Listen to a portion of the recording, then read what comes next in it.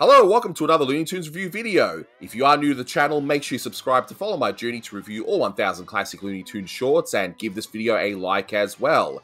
So this is a review for Putty Tat Trouble, and with me today to discuss the troubles of these Putty Tats is my good friend, the one and only Devin Baxter. Say hi. Hi everybody, how are you doing? This is a real catastrophe we got on our hands. I'm just gonna leave. I'm back now.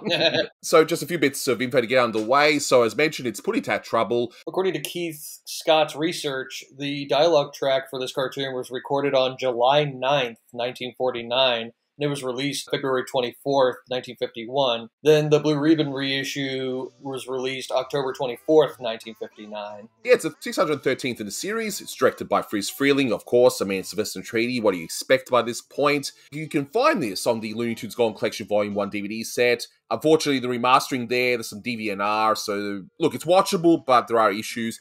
There is a nice new HD version out there. It's, I believe, taken down now, so hopefully we'll get a nice Blu-ray set with all of these new remasterings at some point. I mean, it's a no-brainer. It's a real moneymaker, I'd say. In terms of what happens, Tweety is cleaning his nest of snow, where two cats get the same idea to try and get Tweety, and so the rest of the short is I said it was a one-upmanship, or, well, you did, no, I'm saying it, but what is it really? One-catmanship? The thing I love about this particular Sylvester and Tweety is Paul Julian's background. Yes. You can see the difference between the different class systems at the different brownstone apartments Sylvester and this reddish-orange mangy cat live. It was a stroke of genius on Holly Pratt's part. And if some of you don't know, Holly Pratt did the background and character layouts for Friz. Friz would make a rough sketch of his character layouts, and Pratt would sort of clean them up. So this mangy cat has one tiny eyeball and a normal eyeball, which fantastic. really adds to the manginess of that character. You'll see in the different brownstone apartments that Sylvester lives in a nicer apartment, and this mangy orange cat, he lives in squalor. There's a metal radiator in the room too. And even the voices of their mistresses reflects that. There's the woman of the house who lets her cat out, and she sounds like she would if she lived in poverty. All right, cat, just a minute. Sylvester's mistress is more middle class. Coming! Freleng and Pratt and Julian knew what they were doing with that. They planned this pretty well. Of course, yeah. And speaking of Paul Julian and backgrounds, you know, one of the interesting things is you see two things referring to Friz. In one bit, you'll see an upside-down box that says Friz America's favorite gelatin desserts, wondering what that tastes like. But Paul Julian had a tendency, of course, to do this. America's favorite gelatin dessert, Friz. My favorite flavor is gooseberry frizz. Or a strawberry frizz, or lime frizz. No, frizz flavors. Listeners, what is your favorite flavor of frizz? Well, it's a well-known brand, so I'm sure everyone's going to have a favorite. Everyone enjoys theirs. And fun fact, in Australia, we don't call them Jell-O, it's just jelly. So it's a fun little, just a little fun fact there. But they should have had Freleng Soda Pop. Listen to it frizz. Exactly. It's similar also to, you guys have Where's Waldo, we have Where's Wally. So it's wow. So it's a really weird thing. And there's even a portrait of Friz in this one. Yeah, Friz is caricatured an awful lot. One thing I've kind of felt was fascinating is that there's some Chuck Jones caricatures every now and then, but McKimson wasn't caricatured at all in the cartoons, and Clampett was caricatured pretty frequently in the cartoons. I think Tex was caricatured as well sometimes. Even Schlesinger and Henry Bender were caricatured, but guys like McKimson nor Tashlin were ever caricatured in their cartoons, and I wonder why that was. I imagine there are like in-house studio drawings of Tashlin and all the other directors that didn't make it into the cartoons. Actually, that's a very good point. Yeah, McKimson and, of course, Tashlin, yeah, they were never caricatured. Huh? How about that? It just never occurred to me. But what did occur to me, though, is that this is actually one of 4 Sylvester and Tweety shorts where Sylvester is mute, except for a sneeze at the end. And, of course, in this particular short, this is the first time we see, like, a rival cat, as you already pointed out, with that wonderful design, the whole small eye and the big eye. I thought that was a nice little touch. you know, we'll see the rival cat again, but with different designs and different voices. Before we get into the cartoon, I mean, what are your thoughts in general for the Sylvester and Tweety series? Do you think they made perhaps too many, or like, what are your thoughts on them? Well, I like the idea of Tweety in general. It doesn't really bother me. Well, I personally feel that there are a lot of cartoon fans that deride the Sylvester and Tweeties, probably because they're too cutesy or whatever, like Tweety's too cute or whatever. But I like the idea of Tweety. He's a wide-eyed, innocent little baby bird taking on these big predators. Hell, at the end of the picture, he has an ice pick to form an ice circle around the two cats, and they sink down, you know? A wide-eyed little baby bird did that. In other cat and bird pictures, they're birds in appearance. You know, they look like the birds they're supposed to be, but Tweety is a canary with a big baby head with the little cute chubby cheeks and the wide eyes and the big cranium. Like, that's why I feel like the Tweety and Sylvesters are probably the best cat and bird pictures that Hollywood produced. Or New York produced. They would have been imitations of the West Coast product anyway. But yeah, they didn't make Tweety into a real bird. Again, they made him into like a baby bird and like the way the head is and everything. Clampett made the body really small, but he made Tweety's feet really big and his head really big. And he was so... It's implausible how Tweety would have been able to fly, you know? Exactly. And as you pointed out with that ice pick scene, it's got that added touch, like, you know, can you pass the hat for my whittle head? Like, it's like a really cute little moment. Yeah. And then he becomes Clampett Tweety again. Just gets him. It's some nice frizz character business. Like, he really understood the human element of comedy, I feel. With that little bit of Sylvester and the orange cat kind of grinning, they want Tweety to show a little bit of mercy. And they think that passing the hat to Tweety will be a good turn for them, but they've chased him long enough that that's just not going to happen, you know? Yes. It's some nice cynical filmmaking. I like the fact, as a cat owner, I can actually relate a little bit to this one a bit more when the cat's trying to get out, when they nose Tweety through the window, and then they start scratching the door for those to let them out. As a cat owner, I definitely know that feeling where they just want to get out, just like, all right, why are you so desperate to get out? Like, what do you see out there? Definitely they're relatable. desperate to go do their business, so to speak. They act like as if they're going to do their business outside, quote unquote. And it's a very adult joke for the early 50s in film in general. And, in terms of animation itself, I mean, for me, the highlight, all of it's great, mind you, but I don't know why this part stood out for me the most is the part of Sylvester's desperation to get back in his house. That's John Carey. Here's the interesting thing about John Carey. So, yeah, John Carey did some animation for Frizz and Chuck in 1951 releases. I'm not sure why exactly Carey floated around the Jones and Freeling unit. I have this feeling that in looking at the production drafts for many of the McKimson cartoons, I feel like McKimson stifled John Carey's animation after he came back from the Navy in the 40s because McKimson didn't really give John Carey many substantial sequences that showcase his abilities as an animator.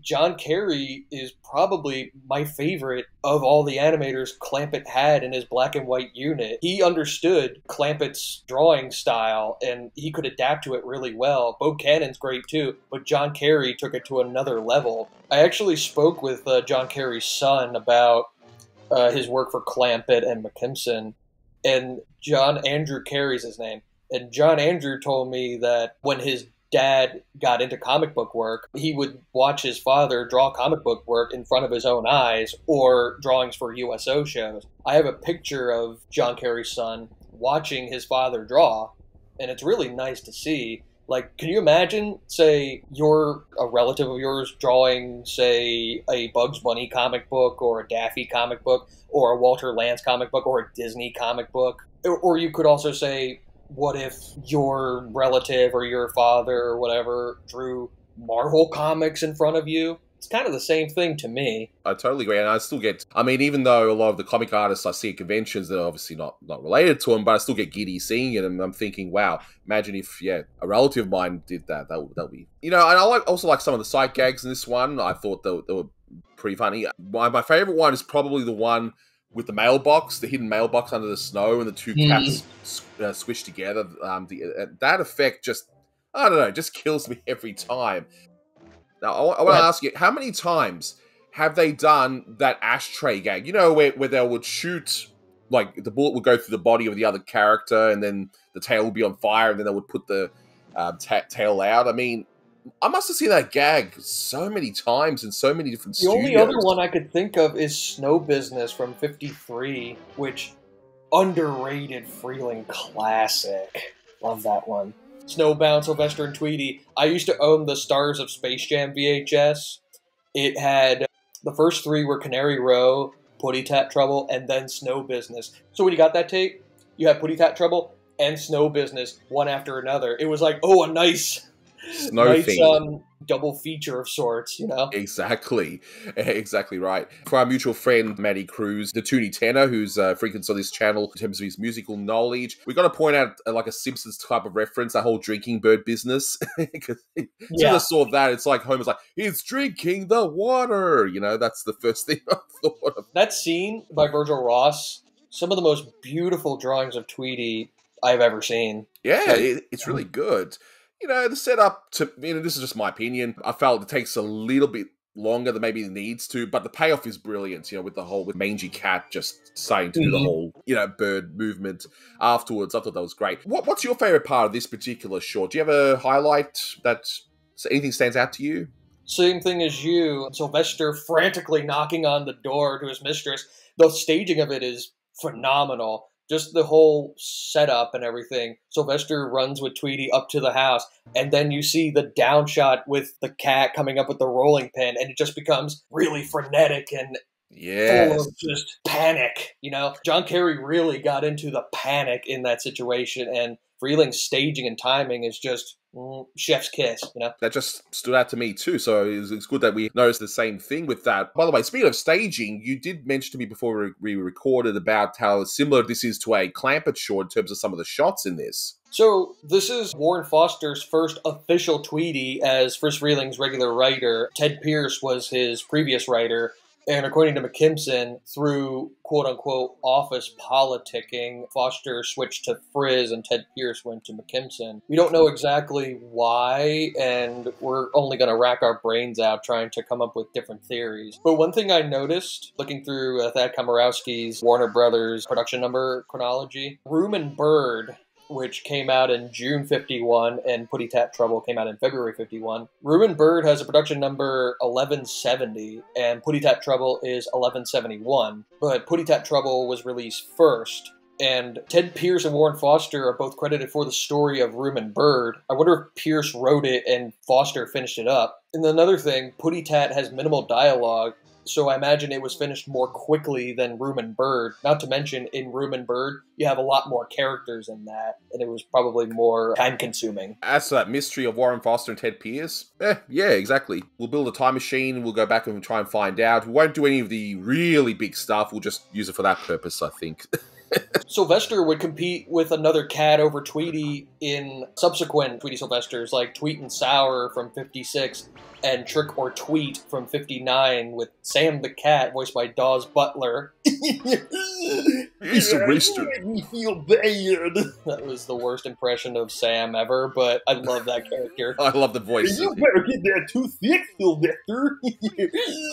And the staging of the two cats up at the nest is similar to Clampett's A Gruesome Twosome. And of course, Warren Foster was Clampett's writer at the time, so I imagine that Foster remember that picture we did with the canary and two cats fighting for him or something?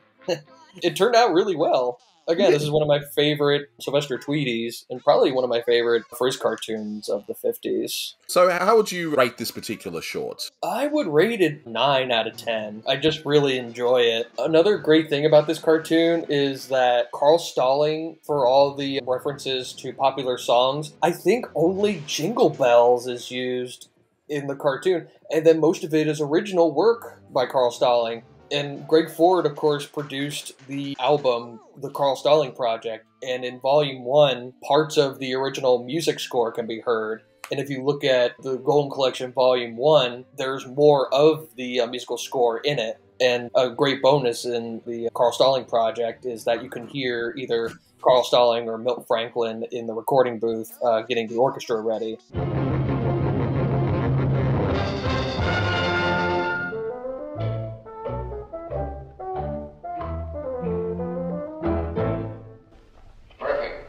couldn't want anything better than that.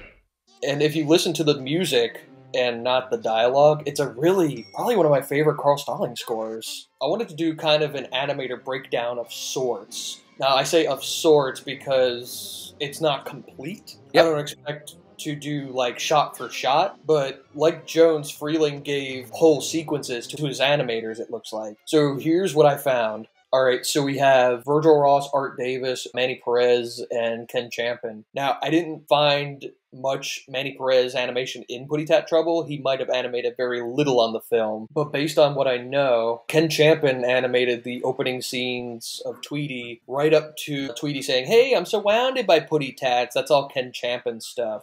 Manny Perez and Ken Champion did comic book work simultaneously, and that was a way for me to tell how those two drew, and I could see them moving. They looked like Freeling cartoons. There's subtle differences in the way that Manny Perez and Ken Champion moved their characters. I even made a reel of both Manny's and Ken Champion's animation so that people would understand the differences between those two and Virgil Ross and Art Davis or Jerry Chinicki. And speaking of Jerry Chinicki, he's not in the Freeling unit, you might have noticed. Somebody once said to me that he might have gone into construction away from the studio because he was kind of a stocky guy, from what I've heard. But I found in the 1950 census that Jerry Chinicki, I couldn't really make out the writing in it, but it said that his occupation was, quote, food store equipment and something giftware manufacturing. Yalp and I were like, rubber giftware manufacturing? It looked like the word rubber, but who'd ever heard of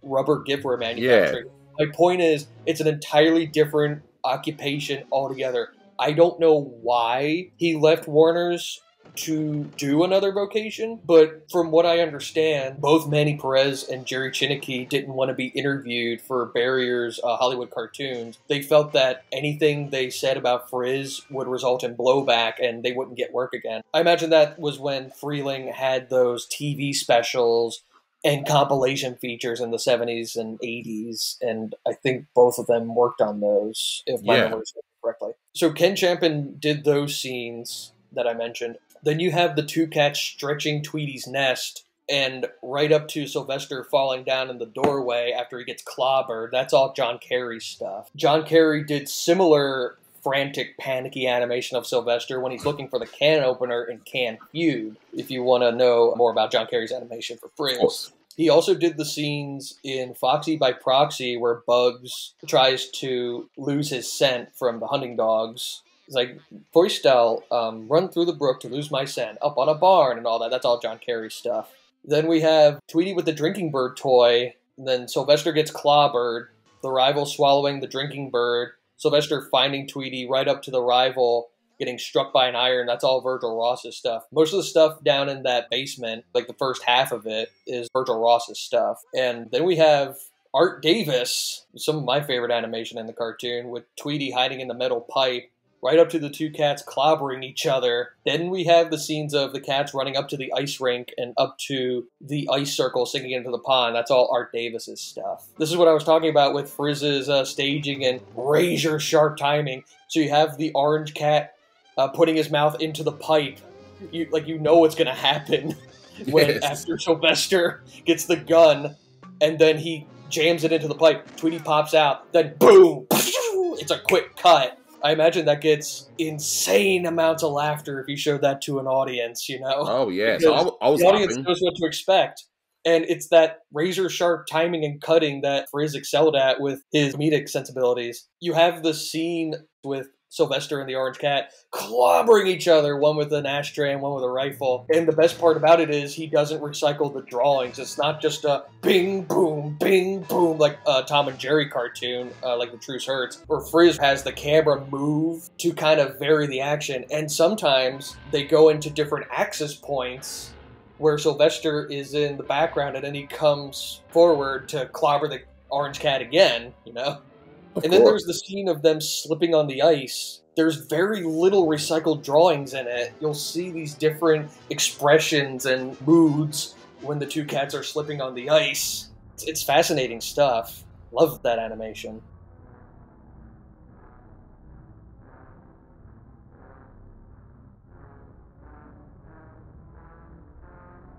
in the last scene of the picture with the two cats ailing with colds, and Tweety is Ken Champion again. I should also note that there's a model sheet of sorts.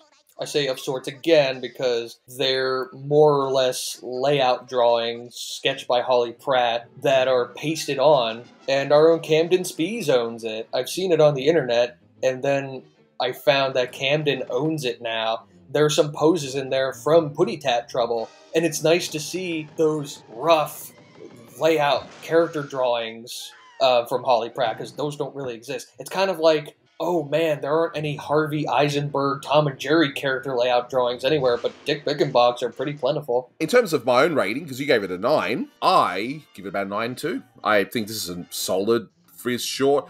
It's maybe not my favourite Sylvester and Tweety, hence the 9, but honestly, if it's on, sit back, watch the wonderful animation, funny gags, that wonderful cat with the funny design, you know, which I think is brilliant, makes the cat stand out more. And yeah, 9 out of 10. Just so you know, cat owners, when you leave your cat outside, make sure you keep a close eye. Otherwise, they'll end up sunken in an ice pond. Yes, indeed. Look after them. I mean, we don't have that problem here in Australia unless you live up in the mountains. We have the opposite problem. When it's hot, like it is today, it's summer here. I know it sounds weird to you guys in America, you know, hot in February, unless you're in Texas. Actually, you know what? I take that back. Maybe not as harsh as, oh, they'll end up sunken in an ice pond if you don't watch your cats. When you let your cats outside, keep a better eye on them, because Sylvester and this orange cat, they get a rough deal. I think so. Just being cats. Full stop. So feed your cats. Exactly. Feed your cats. Exactly. You know, I thought you'd think there'd be cat food in their houses, but I guess not. These owners, I don't know. I'm reading too much into these things. Oh, I have the same problem, believe me. Why doesn't Wile E. Coyote go to the store? That kind of thing. Exactly right. But we'll wrap it up here. So thank you so much for joining me again, Devin. I hope to have you on again. This was fun. Yeah, I really need to do it more often. Yeah, hopefully. I need to kind of loosen myself up so I can do my own audio commentaries. Instead, I'm just umming and ahhing like Jeff Goldblum all the time. Yes. Yeah. We're gonna do a commentary for Rabbit Fire coming up. I don't know. That's like the worst Jeff Goldblum impression. I'm sorry. Where are the rabbit and duck? You see how the rabbit. I don't know. Anyway, I'm not going to get into that. But in any case, guys, thank you so much for listening. And until next time, take care. Take care, guys. Bye-bye.